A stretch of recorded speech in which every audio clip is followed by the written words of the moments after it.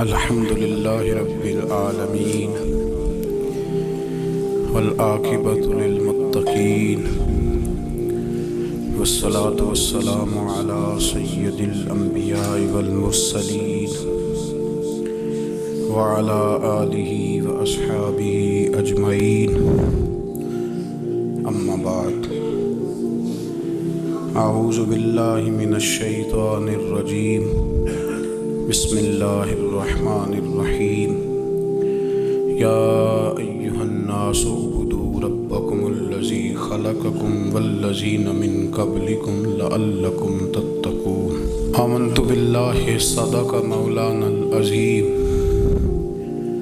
وصدق رسولنا بلاغ المبین، ونحن علی ذلک لمن الشاہدین والشاکرین والحمد للہ رب العالمین۔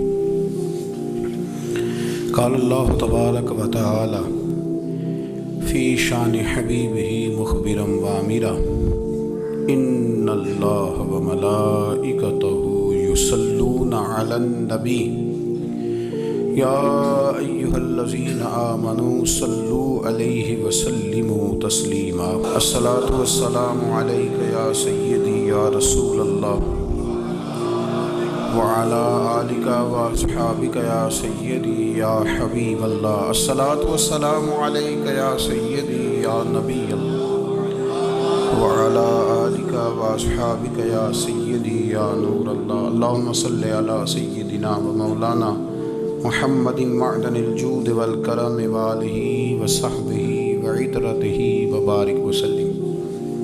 تمام تعریفیں، حمد و ثنا اللہ تبارک و تعالیٰ کے لیے، درود و سلام نبی اکرم نور مجسم شفیع معظم احمد مجتبیٰ جناب حضرت سیدنا محمد مصطفیٰ صلی اللہ تعالی علیہ وسلم کی ذات والا صفات کے لیے حمد و صلات کے بعد، دوستو، بزرگوں اور بھائیوں، قرآن مجید فرقان حمید میں اللہ تبارک و تعالیٰ نے فرمایا ہے، اپنے بندوں کو اپنی عبادت کی طرف توجہ دلائی،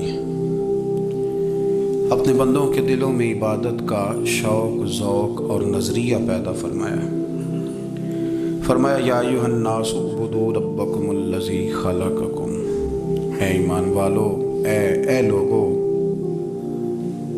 اپنے اس رب کی عبادت کرو جس نے تمہیں پیدا کیا ہے، والذین من قبلکم، اور ان لوگوں کو بھی پیدا کیا ہے جو تم سے پہلے تھے۔ تمہیں عبادت کا نفع یہ ملے گا لعلکم تتقون، کہ تم پرہیزگار ہو جاؤ گے۔ عبادت اس لیے کرو کہ اللہ نے تمہیں پیدا کیا ہے، اور اس لیے کہ تم سے پہلے لوگوں کو بھی اللہ نے پیدا کیا ہے۔ اور پھر ارشاد فرمایا کہ الذی جعل لکم الارض فراشا، وہی رب ہے جس نے تمہارے لیے زمین کو فرش بنایا ہے، والسماء بناء، اور آسمان کو چھت بنایا ہے، وانزل من السماء ماء فاخرج به من الثمرات رزقا لکم،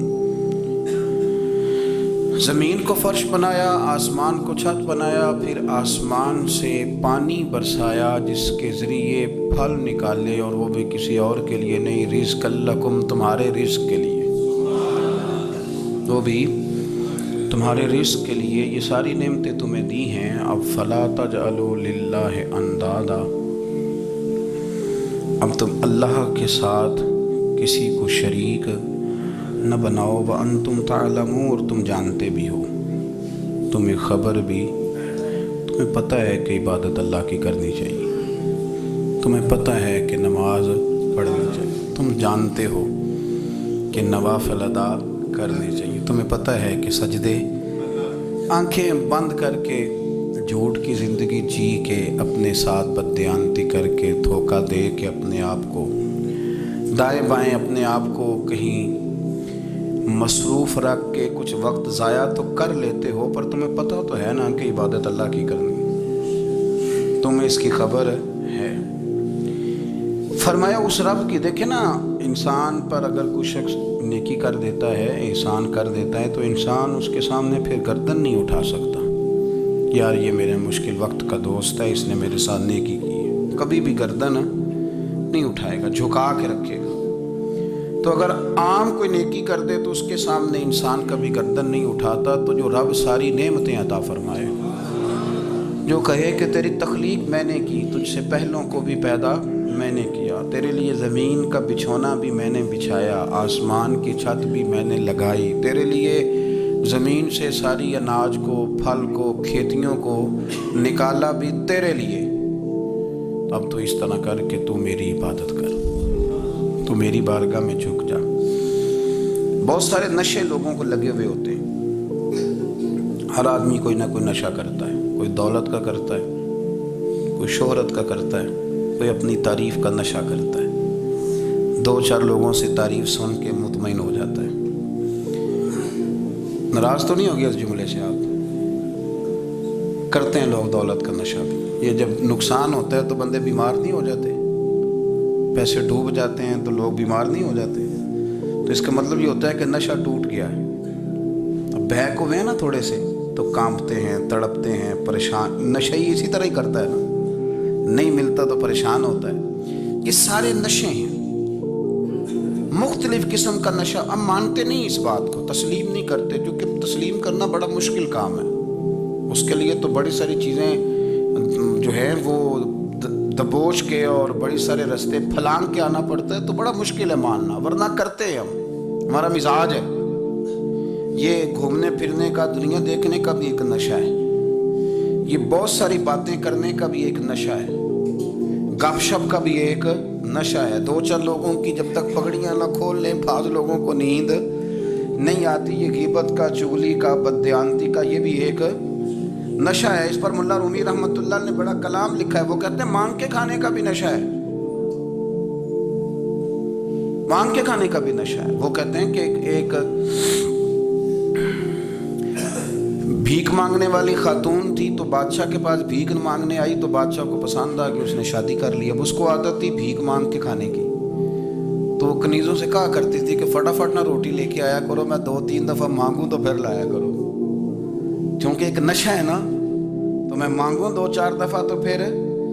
تو انسان بہت سارے نشے کرتا ہے، یہ مانتا نہیں۔ یہ موبائل، یہ فیس بک، یہ سارے نشے ہی ہیں۔ اپنی فوٹو لگا لینا، سارا دن اسی کو دیکھتے رہنا۔ اور بڑے بڑے سیانے بندے جو وزادار ہیں، بڑے وزادار لوگ ہیں، لیکن وہ بھی سنجیدگی کے قائل نہیں، اس طرح کے نشوں کا شکار ہے۔ یہ سارے نشے ہیں جو ہم نے پال لیے۔ ہمارے صوفیاء، ہمارے بزرگ فرماتے ہیں کہ تم اس طرح کرو، اگر سارے نشوں سے بچنا چاہتے ہو تو سجدے کا نشہ شروع کرو، سجدے کا نشہ شروع کرو۔ یہ نا اقبال کہتے ہیں، عطار ہو، رومی ہو، رازی، آپ بات کو سمجھیں، عطار ہو، رومی ہو، رازی ہو، غزالی ہو، کچھ ہاتھ نہیں آتا بے آہ سحر گاہی۔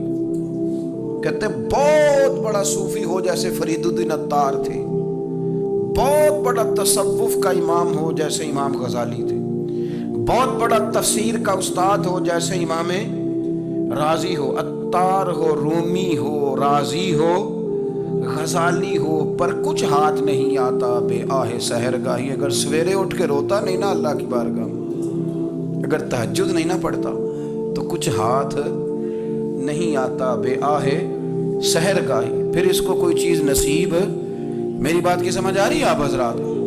جب تک آپ سویرے نہیں اٹھتے، آپ اللہ اللہ نہیں کرتے، آپ کو نوافل کا چسکا نہیں، عبادت کا مزہ نہیں، فرمایا میری عبادت کرو، یہ شوق پیدا کرو، میں نے تمہیں پیدا کیا ہے۔ ہم لوگوں کے نشے، مختلف نشے، بڑا عجیب رنگ ہے۔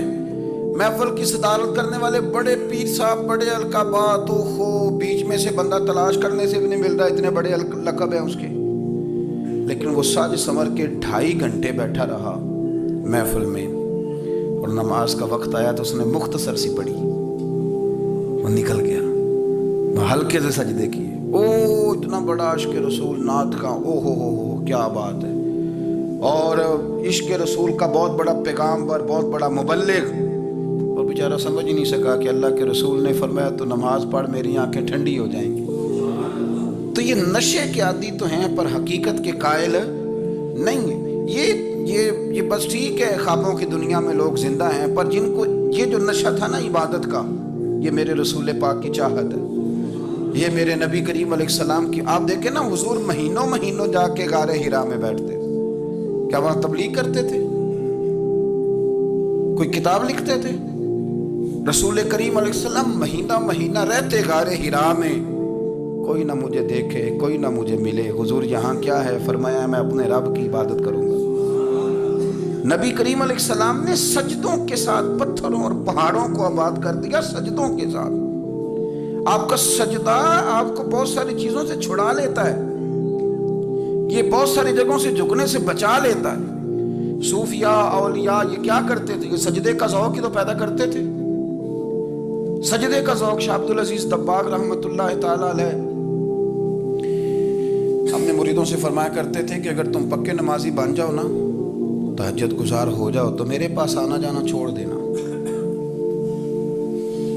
عرض کی حضور کیوں؟ فرمایا میں تمہارے اور رب رسول کے راستے میں رکاوٹ نہیں بننا چاہتا.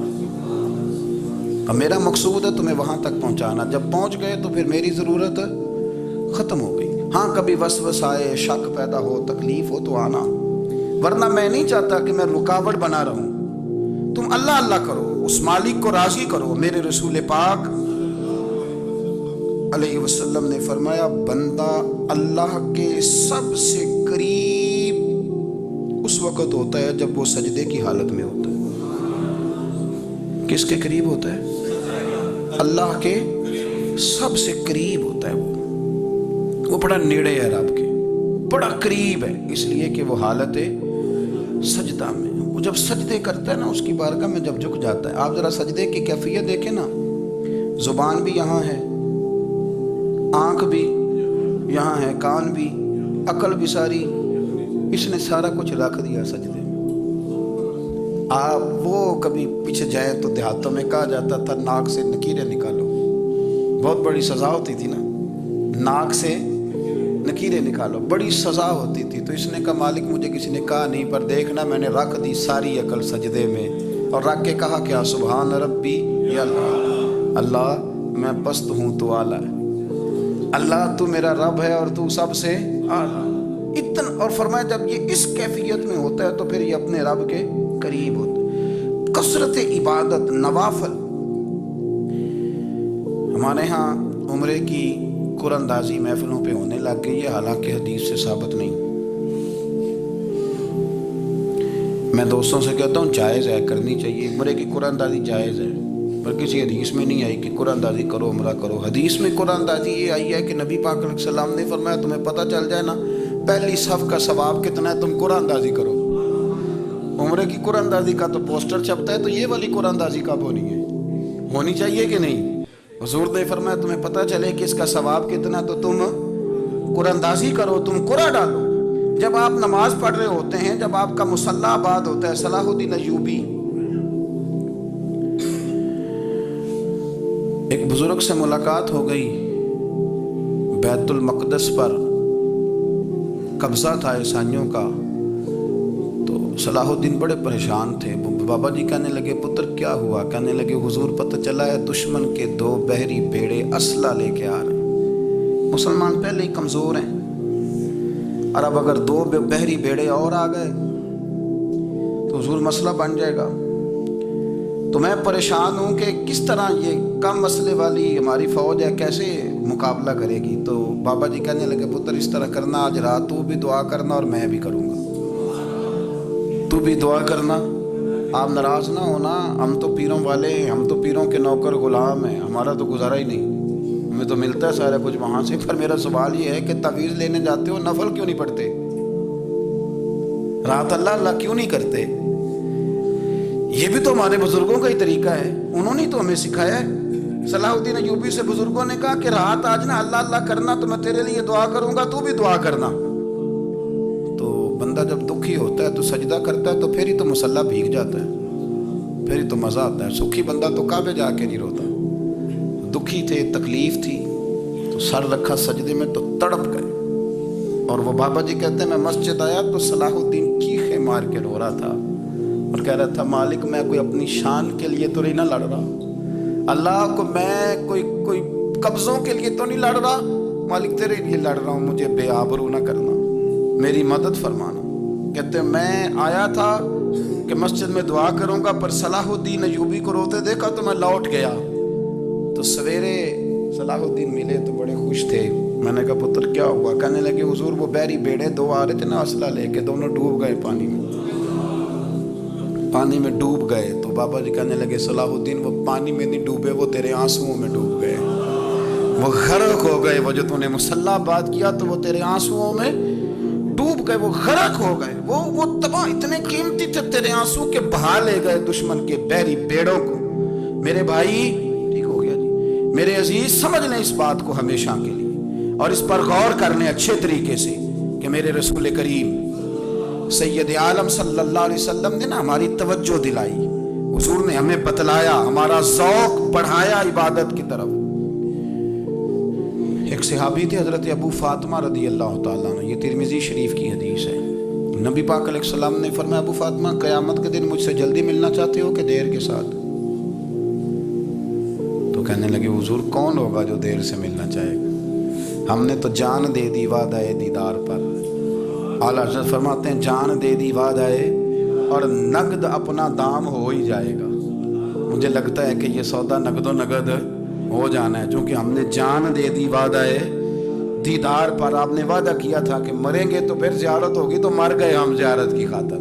جان دے دی وعدہ دیدار پر، تو نقد اپنا دام ہو ہی جائے گا۔ اے رضا ہر کام کا ایک وقت ہے، دل کو بھی آرام ہو ہی جائے گا۔ تو حضرت ابو فاطمہ رضی اللہ تعالیٰ عنہ سے نبی پاک صلی اللہ علیہ وسلم نے فرمایا جلدی ملنا چاہتے ہو کہ دیر سے؟ عرض کی حضور فٹافٹ ملنا ہے، میں نے قیامت کے دن آپ سے جلدی ملنا ہے۔ تو نبی پاک علیہ السلام نے فرمایا پھر اس طرح کرنا، دنیا میں رہ کے سجدے زیادہ کرنا، پھر سجدے زیادہ کرنا، قیامت میں ملاقات جلدی ہو جائے گی، قرب ملے گا تمہیں۔ اپنے بچوں کے اندر دیکھیں نا، ہم شوق پیدا کرتے ہیں، ہمیں صحیح لفظ نہیں بولنے آتے پر ہم بچوں میں شوق پیدا کرتے ہیں کہ پتر ڈاکٹر بن جائے گا تو بڑا نفع کرے گا، تو لوگوں کی خدمت کرے گا، ملک و ملت کی خدمت کرے گا، تیرے ابا کا نام روشن ہوگا، تیرے دادا کی تعریفیں ہوں گی۔ ہم یہ ذوق پیدا کرتے ہیں، ہم اپنے نوجوانوں کے اندر یہ فکر پیدا کرتے ہیں، انہیں ہم سمجھاتے ہیں کہ میاں جب تم پڑھو گے محنت کرو گے تو فلاں آدمی کی طرح تمہارا نام ہوگا۔ یہ جتنا ذوق ہم بچوں کے اندر ان چیزوں کا پیدا کرتے، ہمیں حکم ہے کسی طرح ہم ذوق پیدا کریں کہ پتر نماز پڑھے گا تو اللہ راضی ہو جائے گا، تو سجدہ کرے گا۔ دیکھیں نا میرے رسول کریم علیہ السلام نے فرمایا 7 سال کے بچے کو مسجد لے کے جاؤ، یعنی اسے شوق دلاؤ، اس کے اندر یہ خاصیت پیدا کرو کہ اس کا دل کرے مسجد میں جانے کو، اس کے اندر یہ خصوصیات لاؤ کہ وہ ہمارے ہاں نا ہر چیز کو پروموٹ کیا جا رہا ہے، ہر چیز کو، یعنی سر سنگیت سکھانے کے لیے اکیڈمیاں بن گئی ہیں، ہر شے پروموٹ ہو رہی ہے، عبادت کا جذبہ کم ہوتا جا رہا ہے، اللہ کا ذوق ہمارے اندر نہیں رہا۔ اور اتنا مشکل ہم نے اپنے لیے بنا لیا ہے کہ وہ بندہ جو بڑی زبردست مذہبی گفتگو کر رہا تھا اور تگڑی بات کر رہا تھا، کیا بات ہے، لیکن نماز کے بارے میں کمزوری دکھا جاتا ہے، نوافل کے بارے میں وہ چپکے سے نکل جاتا ہے۔ امام احمد بن حنبل رحمۃ اللہ تعالی علیہ،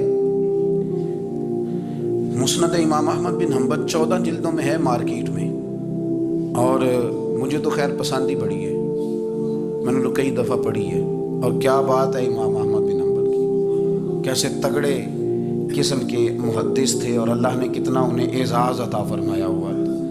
یہ کوڑے بھی کھاتے تھے دین کی خاطر، سارا کرتا لہو سے بھر بھی جایا کرتا تھا، بڑا اعزاز والا شخص تھے، بڑے اعزاز والے، حدیثیں جمع کرنا، حدیثیں لکھنا، حدیث پڑھانا، سارا دن رہتے تھے، کہہ سکتے تھے کہ میں کر تو رہا ہوں کام، اور حدیث بھی موجود ہے کہ عالم عابد سے افضل ہوتا ہے، پر اس کے باوجود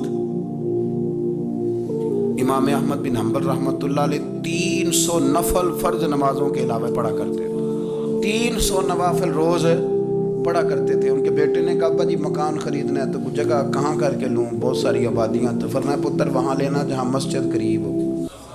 میرے رسول کریم سید عالم صلی اللہ علیہ وسلم اتنا پسند کرتے مسجد کو، اتنا پسند کرتے نماز کو کہ رسول کریم صلی اللہ علیہ وسلم تہجد کی نماز بھی پڑھتے، پھر حضور فجر کی نماز بھی پڑھتے، نبی پاک وتر کو الگ کر کے پڑھتے، عشاء کے ساتھ نہیں پڑھتے۔ یہ تو ہم اس لیے اجازت دی، ہمارے بزرگوں نے کہ بعد میں اٹھے گا کون علیحدہ وطر پڑھنے کے لیے، عشاء کے ساتھ پڑھ لے، وطر پڑھتے، تہجد پڑھتے، فجر پڑھتے، اشراق پڑھتے، چاشت پڑھتے، پھر مغرب کی نماز کے بعد 6 رکعت اوابین پڑھتے، پھر رات کو صلاۃ اللیل پڑھتے۔ سیدہ عائشہ صدیقہ کہتی ہیں زمانہ سو جاتا اور میرے رسول مصلی بچھا کے کھڑے ہو جاتے، او یار کھیتی باڑی کر کے نہیں، محنت مزدوری کر کے نہیں۔ جناب عائشہ کہتی ہیں میں یہ بھی دیکھتی کہ حضور ایک آیت شروع کرتے تو ساری رات اسی کو پڑھتے، اور میری نظر جاتی تو قدم مبارک پہ ورم آ جاتا۔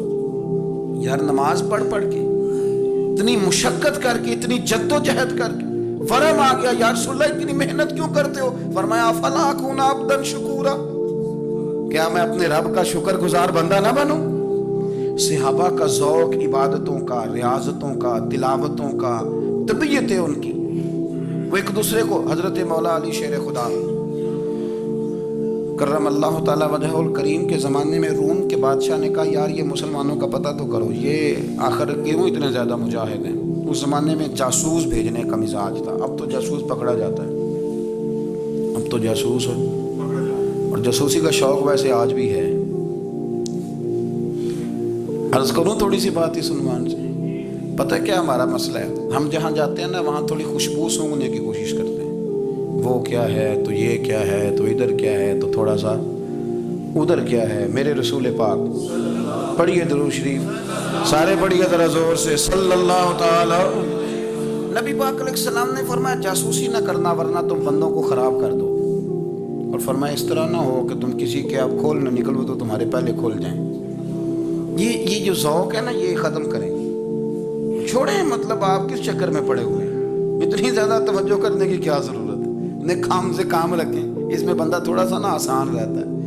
یہ جو بہت زیادہ ٹٹولنے والے لوگ ہوتے ہیں نا وہ بیچارے پھر عمر ٹٹولتے ہی گزار دیتے ہیں، اس لیے کہ مزاج ہی بہت پکا ہے، بوری کا منہ کھول کے اندر تک ہاتھ ڈالنا، تو پھر کئی دفعہ سامنے سے بچھو بھی لڑ جاتا ہے، خرابی ہوتی ہے۔ تو جاسوسی کی جاتی تھی، اس نے بھی جاسوس بھیجے، کیونکہ قبیلوں کے لوگ تھے، کچھ مسلم کچھ کافر، پہچانے نہیں جاتے تھے لوگ، تو کچھ لوگ اس نے بھیجے، انہوں نے آ کے نا تحقیق کی، ریسرچ کری کہ آخر ماجرا کیا ہے، تو واپس جا کے انہوں نے رپورٹ دی نا روم کے بادشاہ کو۔ اس رپورٹ کا ایک جملہ بڑا شاندار ہے، وہ کہنے لگا بادشاہ ہمیں مسلمانوں کی کوئی سمجھ نہیں آئی، ہمیں کوئی سمجھ نہیں آئی۔ انہوں نے کہا بھی کیوں نہیں سمجھ آئی؟ کہنے لگے یار عجیب بندے ہیں، جب رات مصلی پہ بیٹھتے ہیں تو یوں لگتا ہے ان کا دنیا سے رشتہ ہی کوئی نہیں، کوئی کسی کو نہیں جانتا، کوئی اپنے دکھ سنا کے رو رہا ہے، کوئی اپنی بات کر کے رو رہا ہے، لگتا ہے کہ ان کا کوئی رشتہ ہے ہی نہیں جب مصلی پہ بیٹھتے ہیں۔ اور فرمایا جب سویرے یہ جہاد کرنے نکلتے ہیں تو لگتا ہے ان سے زیادہ دلیر ہی کوئی نہیں، حالانکہ جو مصلوں پہ رونے دھونے کے لوگ ہوتے ہیں وہ کئی دفعہ جہاد میں کام نہیں کرتے، لیکن عجیب لوگ ہیں کہ رات کے راہب ہیں، دن کے مجاہد ہیں، کوئی سمجھ نہیں آتی۔ میرے عزیز ان لوگوں نے مصلی آباد کر کے رکھا، تلاوتیں ان کا ذوق رہی، منزل روز پڑھنا، اسباق پڑھنا، وظائف پڑھنا، یہ ان کا ذوق رہا۔ اعلیٰ حضرت بریلوی رحمت اللہ نے 1000 کتاب لکھی ہے، لیکن الوظیفۃ الکریمہ کے نام سے جو وہ صبح و شام وظائف پڑھتے تھے وہ الگ انہوں نے ان کو بیان کیا، پابندی کے ساتھ اپنی اللہ اللہ کرتے تھے۔ شیخ شہاب الدین سہروردی رحمت اللہ علیہ اس پر ایک بندے نے اعتراض کیا، اس نے کہا جی آپ کس قسم کے صوفی ہیں، مرید بیٹھے ہیں اور آپ وہاں نفل پڑھ رہے ہیں؟ یہ بھی بڑا مسئلہ ہوتا ہے نا، جو بندہ ملنے آتا ہے وہ اپنے ٹائم کے حساب سے آتا ہے، اور اس کا یہ بھی خیال ہوتا ہے کہ پیر صاحب جو ہیں وہ چونکہ درویش ہیں تو نہ انہیں روٹی کھانی چاہیے نہ سونا چاہیے، چونکہ وہ درویش ہیں، اور ہم چونکہ درویشوں کے ماننے والے ہیں لہذا ہمارا یہ طریقہ ہونا چاہیے کہ جیسے ہم کہیں درویش ویسے ہی کر جائیں، حالانکہ جس کو ہم درویش کہیں گے آپ اس کی مانیں گے، آپ منوائیں گے نہیں، ہمارا مزاج ہوتا ہے۔ شیخ شہاب الدین پر لوگوں نے اعتراض کی، حضور لوگ ملنے آئے ہیں، زیارت کرنے آئے ہیں، بندے دعا کرانے آئے ہیں، اللہ اللہ کرانے آئے ہیں، اور آپ نفل پڑھ رہے ہیں، کیا جملہ ہے، کیا حسن ہے، کیا خوبصورتی ہے۔ فرمانے لگے رب رسول سے مانگنے کے لیے مصلی بچھایا ہے، اگر وہاں سے مانگوں گا نہیں تو تمہیں دوں گا کیا؟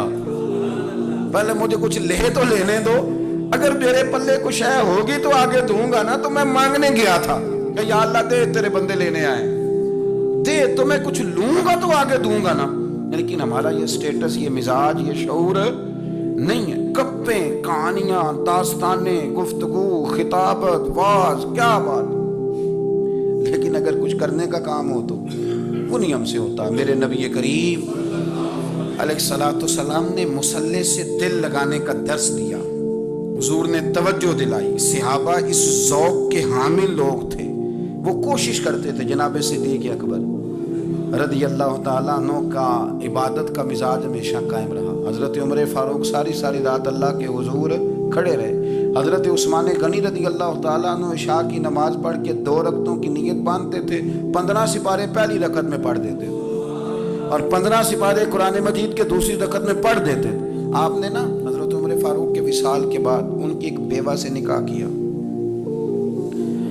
حضرت عثمان غنی نے نکاح کیا۔ وہ خاتون آپ کے نکاح میں آئیں تو عرض کرنے لگیں، امیر المومنین میرے لیے اعزاز تو بہت ہے کہ میں امیر المومنین کی بیوہ تھی تو امیر المومنین کی منکوحہ ہو گئی ہوں، لیکن حضور نہ تو میں جوان ہوں کہ میرے اندر رغبت ہوتی اور نہ میں اب اس قابل ہوں کہ کوئی خدمت کر سکوں، میرے ساتھ نکاح کی وجہ کیا بنی؟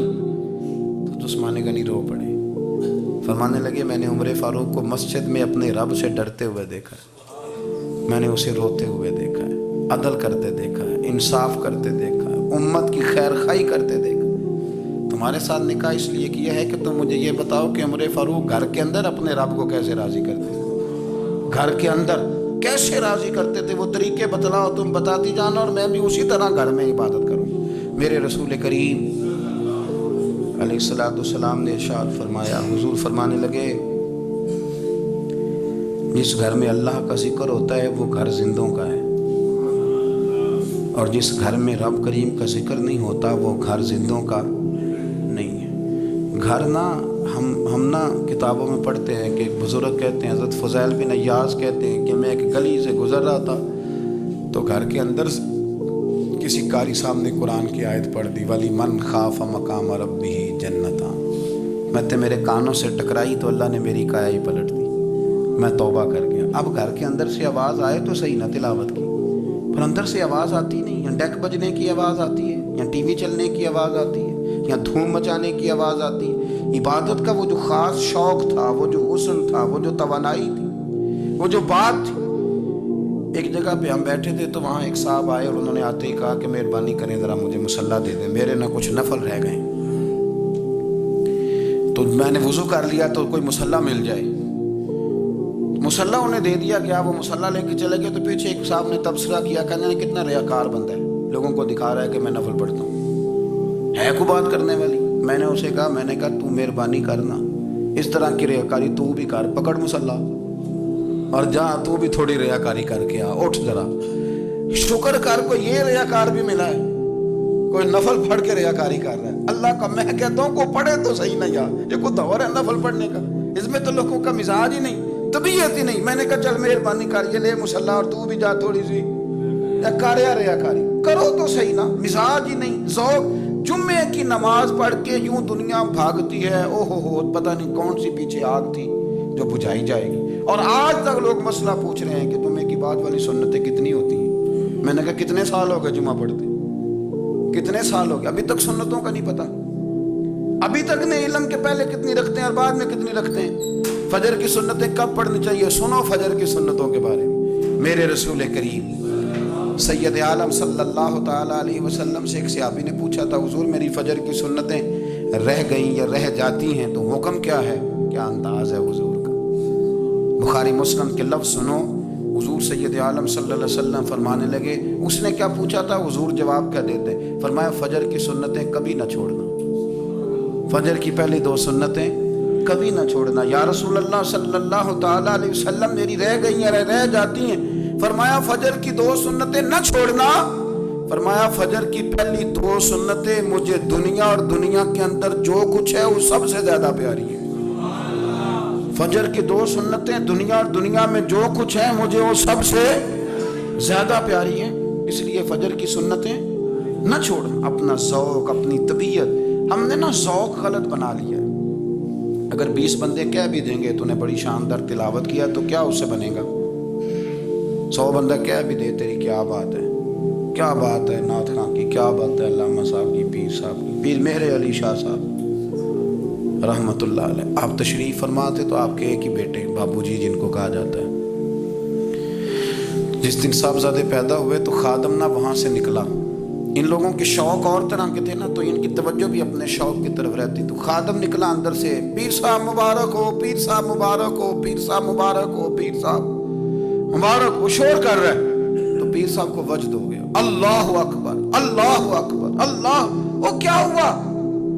کس بات کی مبارک دے رہے ہو؟ عرض کی حضور اللہ نے بیٹا دیا. تو آپ فرمانے لگے اچھا حضور آپ کیا ہوا؟ آپ تو پریشان ہو گئے. فرمانے لگے جب تو نے 3 دفعہ کہا نا مہر علی کو مبارک ہو، تو میں سمجھا تھا شاید تجھے کسی نے بتا دیا ہے کہ مہر علی سے اللہ راضی ہو گیا. میں سمجھا تھا کہ شاید تو یہ خبر لے کے آیا ہے کہ کسی نے بتایا ہے کہ مجھے آج خبر ملی ہے کہ مہر علی سے رب اچھا پتر ہوا ہے. الحمدللہ اللہ کا شکر ہے. پر میرے لیے مبارک کا دن وہ ہوگا جب میرا رب کہے گا کہ میں مہر علی سے راضی ہوں. میرے محبوب کہیں گے کہ میں مہر علی سے. آپ بات کو سمجھیں. شوق ہی کسی اور طرف تھا، دل ہی کہیں اور لگا ہوا تھا، طبیعت ہی کہیں اور مائل تھی. کوئی وظیفہ پوچھتے تھے تو پڑھتے تھے وہ لوگ، کچھ اللہ اللہ انہیں بتائی جاتی تھی تو کرنے کا ذوق رکھتے تھے. طبیعت تھی، قائل تھے. حضرت ربیع کہتے ہیں میں بڑی دور سے سفر کر کے گیا حضرت اویس کرنی سے ملنے، بڑی دور سے. اور جب میں پہنچا تو فجر کا وقت تھا. تو حضرت اویس کرنی کو میں نے پا لیا. تو وہ نماز پڑھ کے نا قرآن شریف لے کے بیٹھ گئے. فرماتے ہیں اشراق چاشت کا وقت ہوا تو نفلوں کی نیت باندھ لی. محدث ابن الجوزی نے لکھا ہے، فرماتے ہیں پھر جب زوال کا وقت ہوا تو مسجد میں جھاڑو دینے لگ گئے. زور کی نماز پڑھ کے تو عصر کی تیاری تک وہ مسجد میں بیٹھے رہے. اور میرے نبی پاک علیہ السلام نے فرمایا جو نماز کے انتظار میں بیٹھا ہو وہ نماز ہی میں ہے، وہ نماز ہی میں ہے. فرمایا میری دنیا میری امت کی جو رہبانیت ہے نا وہ اتنی ہے کہ نماز کا انتظار کرے. اذان کے بعد نماز کا یہ راہب ہے، یہ اس وقت چھوڑ کے بیٹھے ہیں سارا کچھ. فرماتے ہیں عصر تک انہوں نے اللہ اللہ کی، پھر مغرب تک کی. عشاء کی نماز ہوئی تو نماز پڑھی تو وہ تھک گئے. اب مجھے وہ فارغ ہوں مصلی چھوڑے تو میں ملاقات کروں نا. یہ آپ حیران نہ ہو کہ اتنی دیر بندہ کیسے اللہ اللہ کر. ہم نے کی نہیں نا اس لیے ہم پریشان ہیں. جو عادی ہوتے ہیں وہ کر بھی لیتے ہیں. وہ یہ کام میری بات کی سمجھ آ رہی ہے؟ جب جاتے ہو کسی دفتر میں تو 8 گھنٹے کھڑے رہ لیتے ہو نا. مجبوری ہوتی ہے تو کھڑے رہا جا سکتا ہے. پاسپورٹ کا دفتر بولیے، امیگریشن کی لائنوں میں، اور میں نے تو امبیسیوں میں بندے 12 گھنٹے پہلے جا کے کھڑے دیکھے. رہ لیتے ہیں کھڑے. تو اگر ان کاموں کے لیے رہا جاتا ہے تو اللہ رسول کے لیے بھی کھڑے رہا جا سکتا ہے. تو فرمانے لگے کہ جب عشاء کی نماز کے بعد آخر انسان تھے، تھک گئے، نیند کا غلبہ ہوا تو تھوڑی ایسے آنکھ بند ہوئی تو کھلی تو رونے لگے. حضرت ویسے کر دیا، رو کے کہنے لگے مالک مجھے غافل تو نہ کر، ابھی میں نے کیا بھی کچھ نہیں، دن ختم ہو گیا، کوئی نفل نہیں، کوئی اللہ اللہ نہیں، اللہ مجھے غافل نہ کر، میری مدد فرما. فرماتے ہیں جب وہ روئے تو میرے ساتھ جو شخص تھا میں نے کہا اٹھو چلیں. کہنے لگا حضور ملنا نہیں. فرمایا جو میں لینے آیا تھا وہ مجھے مل گیا، جو میں ان سے سیکھنے آیا تھا وہ مجھے نصیب ہو گیا. اب اور میں نے کیا لینا، ختم ہو گئی بات، اٹھو چلیں. اللہ کے بندوں نے حضرت ربیعہ بن کعب اسلمی رضی اللہ تعالیٰ عنہ فرماتے ہیں، کہتے ہیں جب بنو قریظہ اور بنو نذیر یہودیوں کے ساتھ حضور علیہ السلام نے جنگ کا اعلان فرمایا تو وہ دشمن ہو گئے. ہمیں خطرہ تھا کہ وہ رات کو کہیں محبوب کو تکلیف نہ دیں. تو کچھ لوگ نا تلواریں لے کے نبی پاک کے دروازے پہ پہرے داری کرتے تھے. گن مین رکھنا حرام نہیں، اگر کسی کو واقعی خطرہ ہو تو اس کے لیے سنت بھی ہے. حضرت علی المرتضیٰ تلوار لے کے حضور کے گھر کا پہرا دیتے تھے. حضرت ربیعہ بن کعب اسلمی رضی اللہ تعالیٰ عنہ فرماتے ہیں کہ رات میری ڈیوٹی تھی کہ میں حضور کے گھر کا پہرا دوں گا. تو فرماتے ہیں میں باہر سن رہا تھا، ساری رات ہی میرے نبی پاک نے اللہ کی تسبیح پڑھی. ساری رات، کبھی تسبیح، کبھی تحلیل، کبھی تحمید، کبھی تکبیر، ساری رات. فرماتے ہیں ساری رات حضور پڑھتے رہے اور ساری رات ہی میں سنتا رہا. مجھے اونگ آ گئی، میری آنکھ لگ گئی، حضور ابھی پڑھ رہے تھے، میں تھک کے سو گیا. اور فرماتے ہیں جب میری آنکھ دوبارہ سے کھلی تو میرے کانوں میں پھر کوئی چیز گونجی تو میں نے کان لگایا تو میرے حبیب ابھی بھی اللہ کو یاد کر رہے. ساری رات حضور رب کی عبادت کرتے. اسی لیے تو کہا یا ایھا المزمل قم اللیل الا قلیلا. حبیب ساری رات تو نہ جاگا گا، تھوڑا آرام بھی کر لیے گا. میرے بھائی اپنا مصلی، اپنی عبادات، اپنے وظائف اللہ اللہ جو آپ نے کسی سے سیکھی ہے اس کو کبھی کمزور نہ ہونے دیں۔ شجرہ شریف جو کسی بزرگ سے آپ لے لیتے ہیں تو کیا رسم ہے کوئی؟ اس پہ کچھ لکھا ہوتا ہے، وہ پڑھنے کے لیے دیا جاتا ہے، اس پہ لکھا ہوتا ہے کہ یہ اللہ اللہ آپ نے کرنی ہے۔ ساری زندگی کسی اسکول میں داخل ہو گئے اور وہاں جا کے آپ نصاب ہی نہ پڑھیں، کتاب ہی نہ کھولیں تو پاس ہو جائیں گے؟ وہ کہتے ہیں میں 20 سال جاتا رہا ملا کچھ نہیں، تو آپ نے لیا کیا ہے؟ ایک اتنی سی کتاب تھی، اس کو تو کھول کے آپ دیکھ نہیں سکے، اس کے وظائف تک تو رسائی نہ ہوئی، اس لیے کہ اللہ اللہ کرنا مشکل ہے اور تصویر کھنچانا یہ آسان کام ہے۔ تو جو آسان ہے اس طرف ہماری توجہ لگی رہتی ہے اور جو مشکل ہے اس طرف ہم ذوق پیدا نہیں کرتے۔ یا ایھا الناس اعبدوا ربکم الذی خلقکم والذین من قبلکم لعلکم تتقون، اے لوگوں اس رب کی عبادت کرو جس نے تمہیں پیدا کیا اور تم سے پہلوں کو پیدا کیا، اس لیے عبادت کرو کہ تم پرہیزگار ہو جاؤ گے۔ مالک سمجھنے کی توفیق عطا فرمائے۔